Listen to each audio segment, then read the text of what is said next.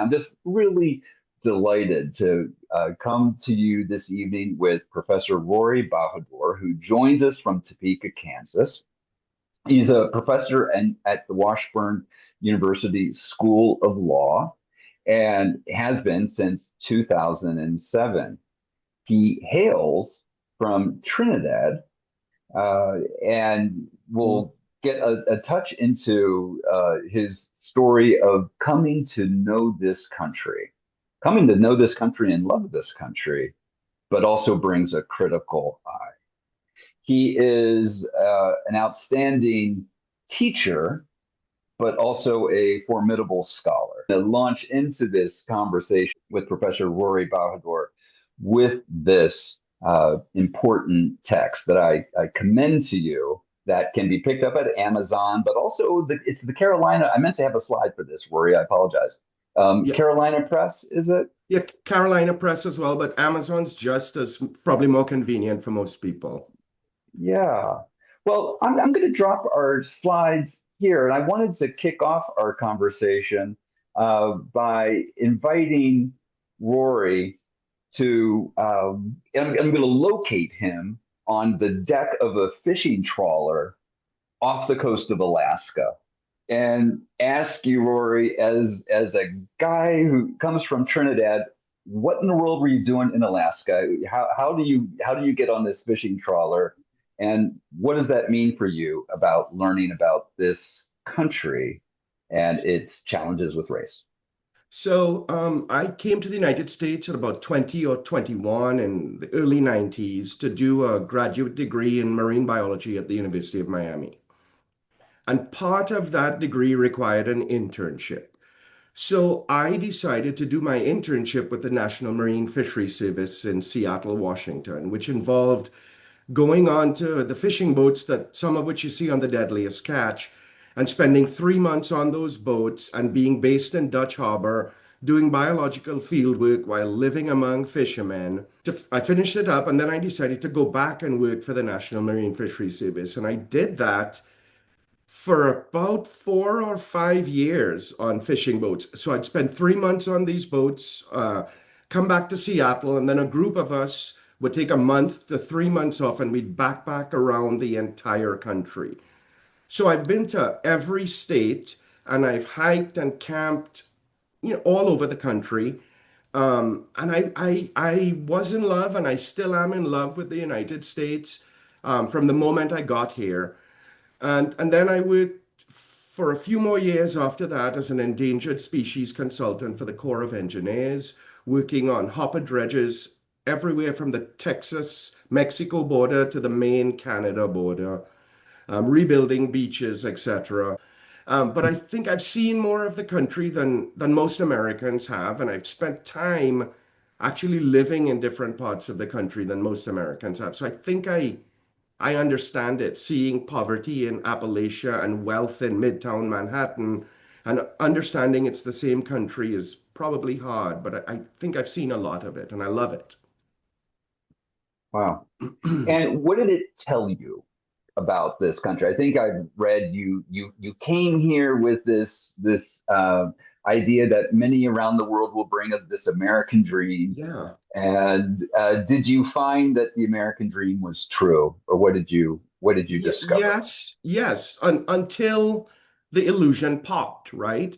When I first came to this country as a foreigner, I believed that this place was a utopian meritocracy, that regardless of your background, regardless of where you started, you could finish ahead. And I looked around as an, naive immigrant and I said, most of the wealth in this country is held by white people. So if I emulate their norms, I hang out with them, I act like them, then it's going to guarantee me success. And if I work hard, I'll have success. So I worked really hard and I've done well, right?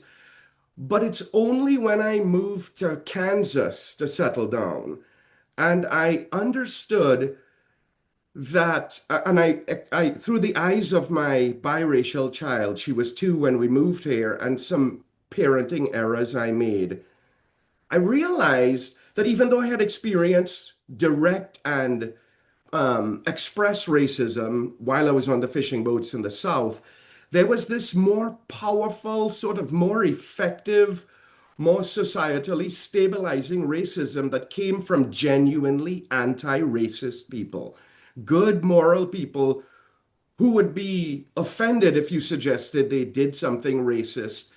Um, and so I came to understand this sort of implicit or quiet racism. Many times, I'll give some examples. Many times in Kansas, for example, I would know the most in the room in that particular area, but I'd be given short shrift, or my daughter would be excluded by these good, moral, Midwestern, typical Americans, and I would blame her. I would say to her, what are you doing? Because it can't be these American people. They're so good and moral and honest and true. You must be doing something to upset them.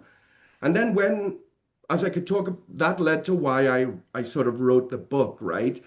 I realized that this idea, just because people are genuinely anti-racist or genuinely feminist, that all of us, all human beings, we are wired to act outside of our own moral construct of ourselves without even realizing we're doing it.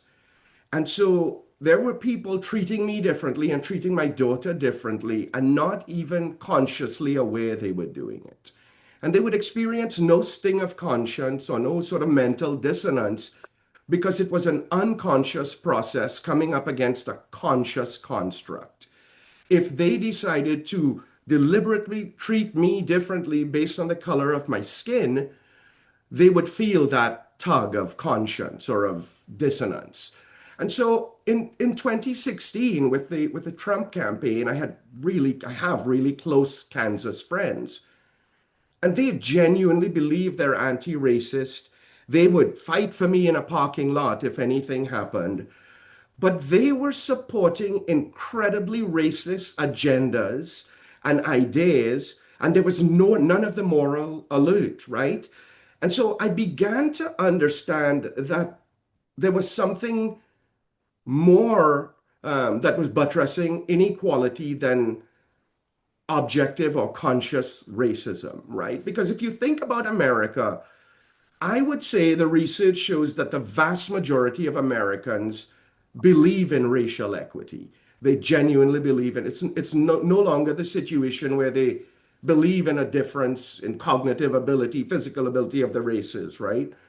So I finally began studying that, and I came across the work of Derek Bell and his convergence theory type stuff. And I began to understand that Donald Trump was absolutely correct when he said he could shoot someone on Fifth Avenue and it wouldn't make a lick of difference to his support base, right?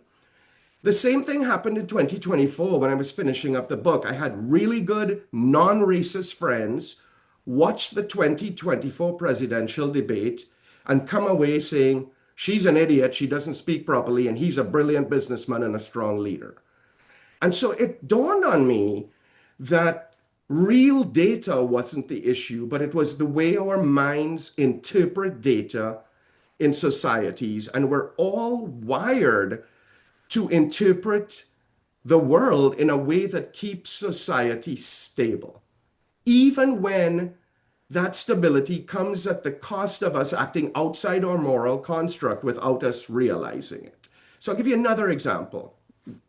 The same people who were thrilled that a Tennessee legislator got punished for breaching the decorum rules, my anti-racist friends, had no issue with the events of January 6th. When one immigrant commits a crime, everybody, even the anti-racist good people, go, we need to get all of them out because that's how immigrants are. But I could pull up a list of white serial killers and white perpetrators of mass shootings, and nobody goes, oh yeah, we need to get rid of all white males. And so what Derek Bell said, and I wanted him to be wrong at the beginning of my book, is that we have Hmm. this fairy tale in America that we could moral, conscious, train, educate our way out of racism. And he said that's just a fantasy. People see progress and they say, oh, we're getting closer to that liberal, moral, aspirational idea of equality. And he goes, what it really does is that it prevents us from seeing that this, without severe disruption, is a permanent facet of American life that our minds normalize and make it invisible for us to be able to see it. And so ultimately, I'm arguing the same mental mechanisms that make us an extraordinary, successful, stable society species that create order, stability, and meaning are the same ones that create hierarchy. And I'm begging this country, the one country in the world that has the Constitution, at least the aspiration to break humanity out of that cycle, to do that. So this othering, and this is what you kind of even opened up with the book in a way. This othering is, it's a natural Yeah. impulse. You would even say, I think it's a survival impulse for us. Yes. If folks didn't make these categorizations that are crude, that are quick, and we can't think about every single thing that we decide, or we'd be immobilized. So there's some Yeah. automatic decision making that goes on Think, that is biased. think of our It's ancestors yeah. starving in some mountain range in the Caucasus. And there's a female animal, meat, herbivore, with her children. And if they were to stand there and go, well, let's examine all the moral aspects of what we're about to do, they would starve to death. Instead, humans have this way. Our brains are wired for what's called cognitive closure. We oversimplify the situation. That becomes our reality. And when we oversimplify the situation, we can move on from the situation. That's how human progress unfolds. Sometimes I think people think, well, and it's been written about the demographic changes in the country. The United States is going to turn to a majority black brown population, and is it 2045? I forget what the date is. But you describe how that you expect will not have any change. Yeah. Uh, Kind of touching on the an experience in the Caribbean. I'm just curious if So you could say a word about that. sure. So for years, and we don't see the inequity in our own societies because our brains are wired to make those societies stable. So I grew up in Trinidad and I came to the United States thinking, wow, Trinidad is this ideal place where the only difference between the races and the religions is whose house you eat at when. And then Nancy Maxwell, who's on this chat, and she also experienced this with me, she started a program in Barbados where we would take Kansas students to the Caribbean, where I grew up, and we would have them study law with other Caribbean students. Um, and what I experienced there, for example, if I went to the local Barbadian service staff in the dorms to get extra towels or to get extra blankets, they would approach me like if I was bothering them. There was this communication that I instantly understood. I don't have to do anything for you. You're just like me, right? But if Nancy went, the response was a hop, skip, and a yes, Miss Nancy, no, Miss Nancy. The Barbadians responded to whiteness in a way that shocked me. And this is a black majority country with some of the highest literacy rates in the world. Right? Whiteness in America and whiteness in the Caribbean cannot exist outside of the context of white supremacy because the genesis of whiteness in the Caribbean was as follows. English and Irish peasants were working the sugarcane plantations under harsh conditions similar to the slaves in the Caribbean before Africans came over as part of the slave trade. And they couldn't be enslaved because Christian English law said you can't enslave a Christian. So those white people worked as indentured servants. Then we started bringing African slaves in. And the research shows that at the beginning of the slave trade, if you ask the slave captains what was the difference between them and their slaves, they would say, we are Christian and they are not. So it wasn't whiteness. So we enslaved these Africans and we were doing a good job of preventing the underclass white indentured laborers and slaves from uprising to take over the plantations by just saying you're Christian, they're not. Then the slaves began being converted to Christianity. And so they had to find another way to keep the workings people separate from each other, resentful of each other. And that's when this concept of whiteness was invented. Not before the slave trade, but when the slaves became Christian. And in order to separate the white indentured laborers from the African slaves, Christianity couldn't be the separating point again. So now that at that same time, you could look at the labor codes in Jamaica change from it's prohibited to do blah, blah, blah to a Christian to it's prohibited to do blah, blah, blah to a white person. And so that societal structure is dominant, and it exists today in Barbados and Trinidad, even though whiteness is 1% minority in those countries.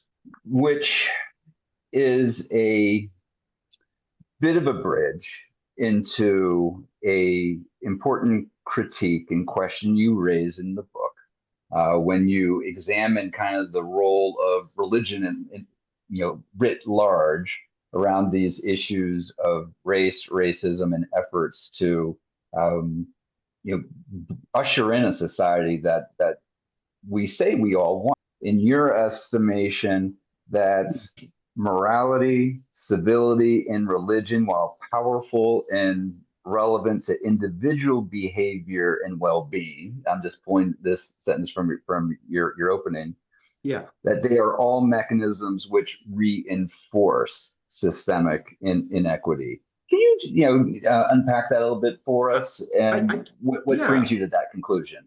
Um, well, it's not just a conclusion I have. That's established research, right? The more populations believe in a just world, is the more we're blind to inequity and brutality and cruelty.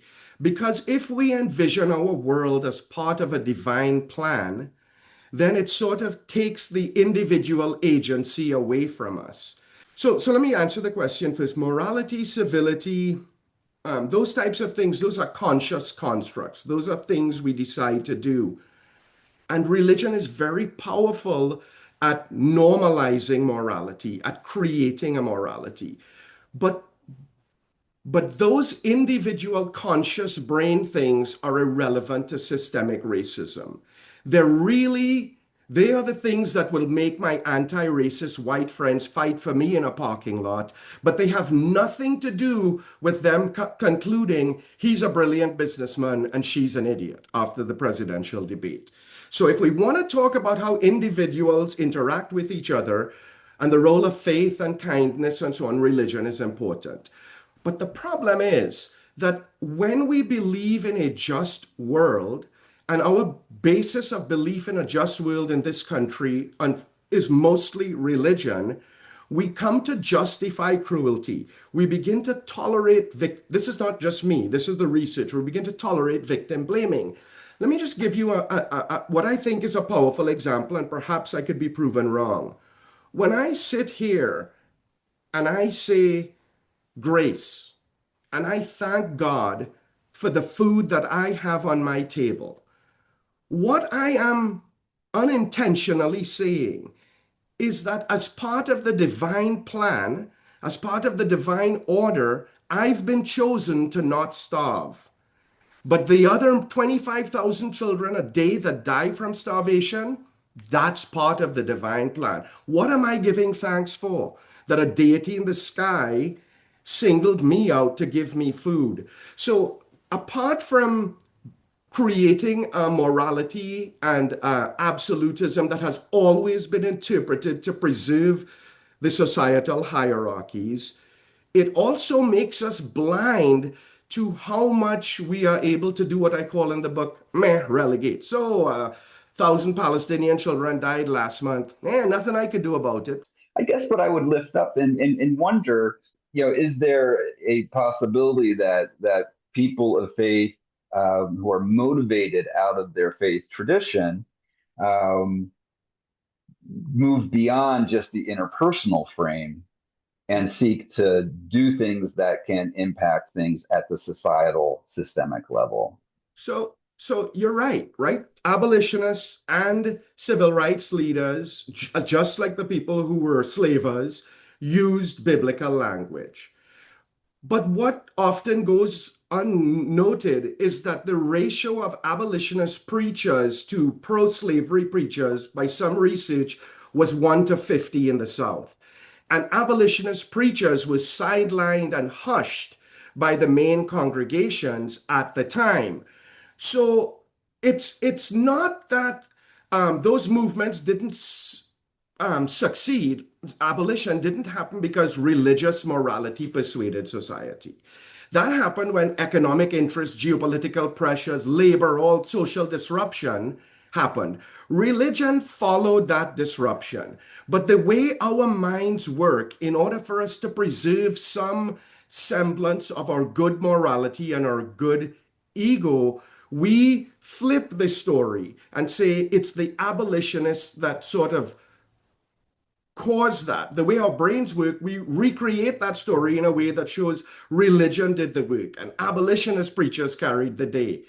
But the truth is, religion didn't drive those outcomes. It retroactively legitimized them after something else forced the system to change. And here's the part, Pat, because I know we talked about the parts of the Bible that talk about systemic justice as well, right?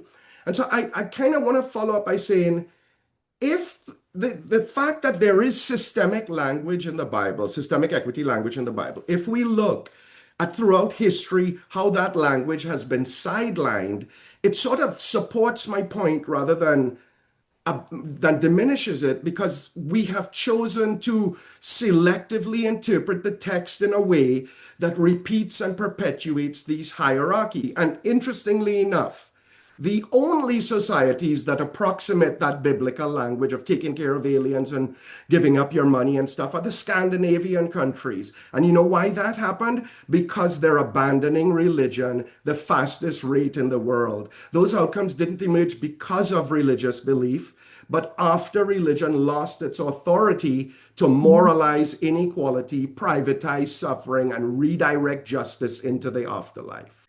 But I want to shift a little bit if I could. But on this question of how do we make change, many of us on this call spend a lot of time thinking about, well, we need to uh, get information out to people. We need to educate ourselves and our neighbors and other people in the community, feeling that that will have an impact. But your observation is that we might think and hold some convictions up at this level, but down deep, we have our unconscious biases and so forth. What do you see as the prospect for our changing those unconscious biases that drives our behavior? Is it possible to change those biases So or I not? like I like that latter question, because what you're essentially asking me to do, to prescribe, is a way to modify human cognitive structure from the way it has evolved to make human society stable. That's the scale of the task. Now, I don't think, and if anybody said, oh, it's this easy, they're selling you something. And I'm not doing that.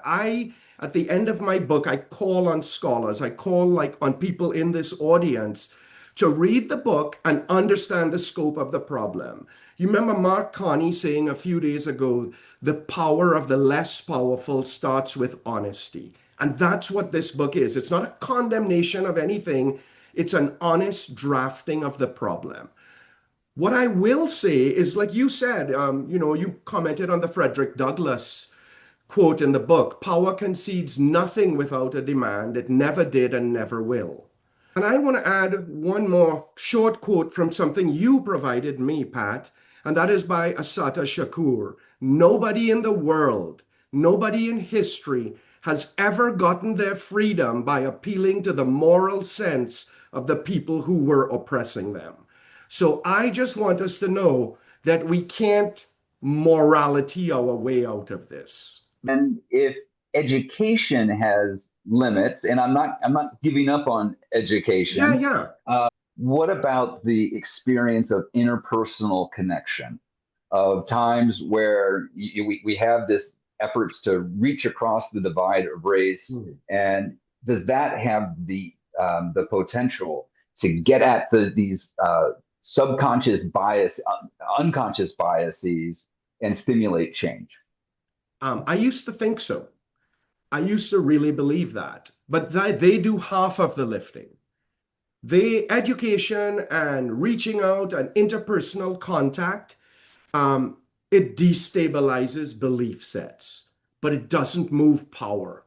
What's required to move power is motivation by both the oppressed and the oppressor, that working together is better for both of them, that a change is better. And there's this classic experiment that demonstrates this by Sharif.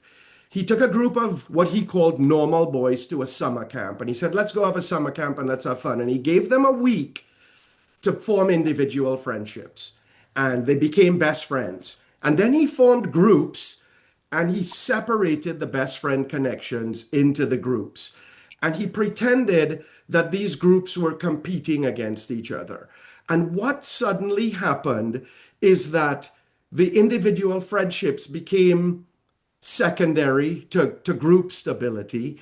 And the boys who, when they were in the individual relationship framework, they felt were bullies and too rough, they elected as leaders. And the groups competed viciously against each other until he said to them, I need you to take that rope you've been fighting with each other with and tow the truck that's bringing food into the camp. Because unless you both work together, we're both going to suffer. And then there was a small break in the strictures of the group control, and there was cooperation and change in reflection, but it wasn't permanent. So we need the education, we need the outreach, but we also need an environment where we are motivated, where we benefit from the change in the structure. And right now, I don't see the powerful in America thinking that they'll benefit from the structure. So here's what happened.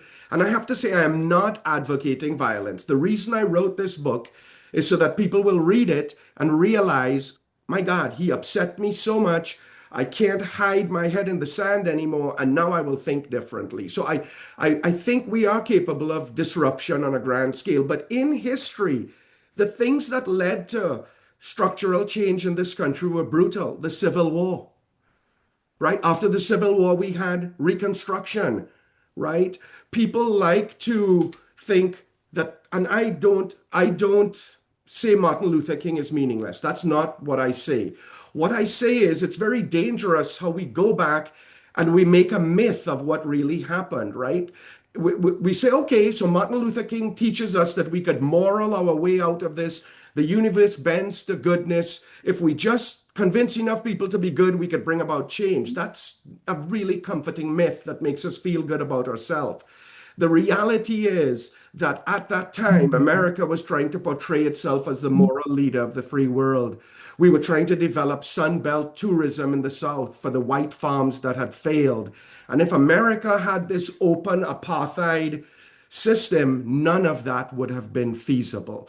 And so Derek Bell talks about the convergence of interests, that people of color benefited not because America's morality changed, that makes us feel good, but because the powerful in America benefited from giving people of color more in society than they had before. Not Martin Luther King could have lived for 500 years if we weren't trying to be the moral leader of the free world and get rid and make white farmers rich with Sunbelt tourism. None of that would have happened. Brown, the civil rights.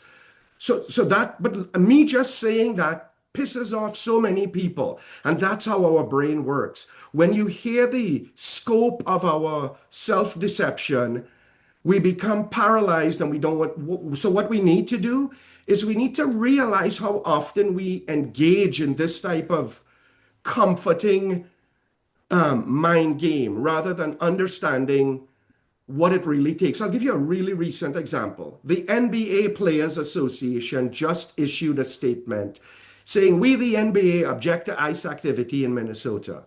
That costs them nothing. That's virtue signaling. Stop playing games. Say, "We're not going to play any professional basketball games until ICE stops doing what they're doing." But that's where the do-gooders and the moral people tend to stop, right at the edge of inconvenience. I had a blind law student. His name was Alosha Moore. He was adopted at 7 years old from an orphanage in Russia and was blind, completely blind.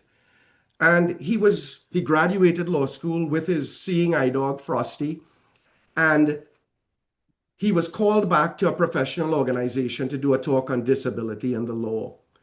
And when he was finished, an audience member got up and said, "Alosha, look at you. You represent everything that's great about our wonderful country. Look at where you started. It proves that if you work hard in America, anybody could succeed." And Alosha said, "That's what your feeble mind needs to recreate for you to sleep at night." The truth is, I had a unique set of resources and opportunities that allowed me to be the exception, not the rule. For every one of me that succeed, there's 900 that fail. But your brain, for you to live comfortably in this world, has to do what I call meh relegate.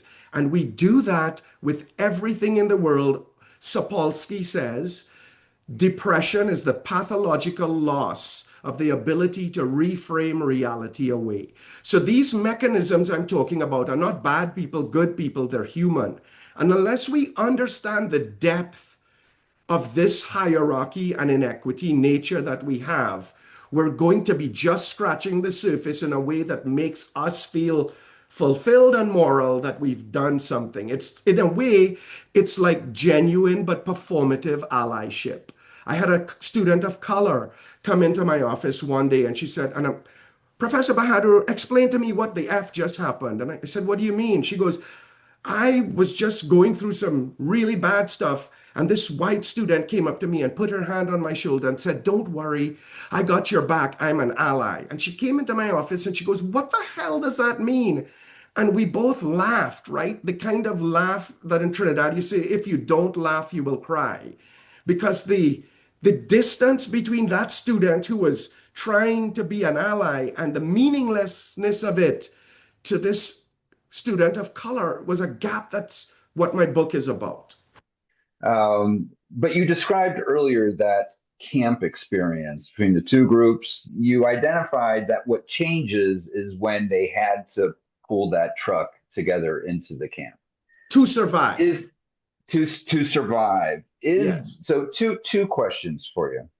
Is do you see an opportunity in this country for people to come to a realization that, in fact, we do need to come together in this way to survive? Is that possible? Or you also are lifting up in the text this history of things only change when there's severe disruptions. And again, you're not looking to encourage violent movements and so forth. But my question two is: are we at a point of disruption that might generate change I, with what's going on with the Trump administration? no, I am not sure, right? I am at the stage at the end of the book. I'm honest. I say to myself that I need other people. I can't do this. I can't be the one single person who identified the problem as innate humanity and then say, "Okay, here's how you solve innate humanity." What about lawyers, doctors, people refusing to participate in institutions that rely on exclusionary things? Elite universities collectively saying, "We're not going to agree with rankings. We're not going to take donors or these funding streams. We're not going to do." Anyway, corporations declining tax incentives or government contracts, right? Or consumer boycotts that are more than Twitter outrage, right? People who accept losing short-term benefits for long-term gains, politicians willing to sacrifice their careers. Those are the kinds of things that I think could cause the disruption, but I don't see our society there. I just don't. What I what I try to do with this book is model the disruption. Because if you Hmm. read this book and you're not disturbed, then you're dead. right? But if you read this book, I'm hoping that, if enough people read it, the disruption and the system would be so obvious that it would be hard not to see these things that we are so good at not seeing. I think if enough people read it, this book could change the midterms. And I don't say that because of my ego. I say that because I went out on a limb and took a risk to try to bring meaningful change to a country I dearly love, and the only place in the world that would have afforded me the success I have now. Can you just share the story of going walking in the neighborhood? You know the Sure. story I'm talking Yeah, about? yeah. So my wife lives her parents live in rural Florida, and I mean rural Florida. So in 2024, I think in April or 2023, we were visiting, and I walk 4 miles a day. And as we're driving into this rural neighborhood, there is a house that says, um, Trump 2024, ammunition is expensive, so there'll be no warning shots. There are 4 broken cars and 6 broken dryers in the yard. And I say to Tracy, that's the last house I want to get in trouble with. And as I am walking back there, the last day of my trip, a giant dog runs out of that house. And I carry a weapon on me, it's permitted. And I take that weapon, and as the dog is about to attack me, I shoot the dog. And thankfully, I'm a bad shot and it didn't die. But it ran back in the yard screaming, and the owner of the dog ran out. And you could imagine my fear because I'm thinking, look at this house. What's going to happen now in rural Florida? And he comes out and his wife runs out and he says, Mister, I'm so sorry. Those dogs usually have a protective collar on them. I say, sir, you know I shot your dog, right? And he goes, yes, I'm really sorry. I would have done the same thing. And he puts his hand on my shoulder. He says, don't worry. And I had already called the cops. And he said, you didn't even need to call the cops. I had my wife drive up to witness what was going on. And the cop comes up and he looks at the owner of the house and he goes, hey, Baba, how's it going? You remember me? And he's like, yeah, I know you from the bar, blah, blah, blah. And the cop says to him, what's going on here? And the guy says, nothing, officer. He did exactly what I would have done. It was my fault. And we got into this long conversation. He had worked on ships in Alaska.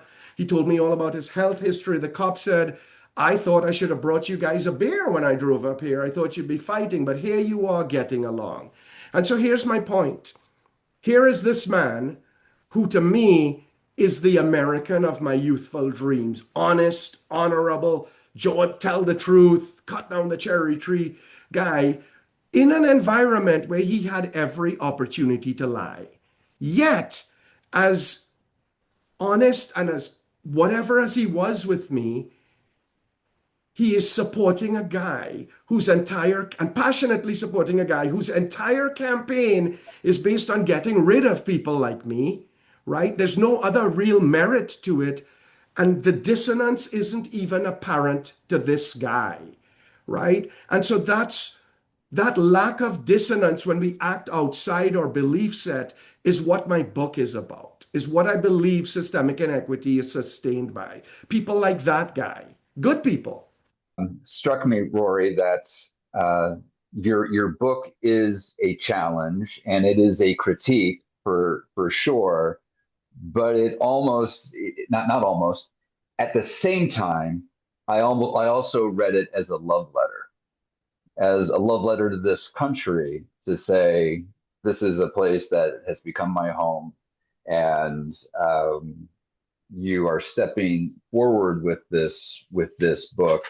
Um, it seems to me out of a hope of we need to recognize what the reality is, and then from that point of reality, can we move forward to do Yeah, something, yeah. that's going to make change. What I love the most about this country is the aspirational aspect of this country, who we try to be. And the fact that it's held together for as long as it has, given this reality of humanity. We should have been Yugoslavia a long time ago, but there is something core about the United States that's hard to put into words. And maybe it's aspirational and maybe it's part dream. But when I see even the people that this country has treated poorly, even people like me who understand that the third verse of the national anthem could arguably be classified as celebrating the capture of slaves, right? I still tear up when I stand in a stadium and I hear that flag. Thank you so much, Rory. I just want to express my appreciation, one, for your commitment, your scholarship, writing this book, which is more than a thought piece. It feels to me you put your whole heart into I this have. book. I would just like to thank you, Pat, and to thank this audience. This is the most encouraged I've ever felt because I see a group of people who are willing to accept a different narrative. And I don't have to be correct. What I wrote was out of passion and research, and I can't tell you how warmed I am that I was able to sit here and have brilliant people who are more knowledgeable about a lot of things, especially religion, than I am, at least tolerate hearing my message. I'm honored. We're grateful for it, Rory. And again, I want to then thank everyone who's come and joined us. Thank you so much for being a part of this experience. Look forward to connecting with you on other efforts to promote racial justice and healing in the country today. Thanks Thank all so you. very much. Thank you, Bye. Rory.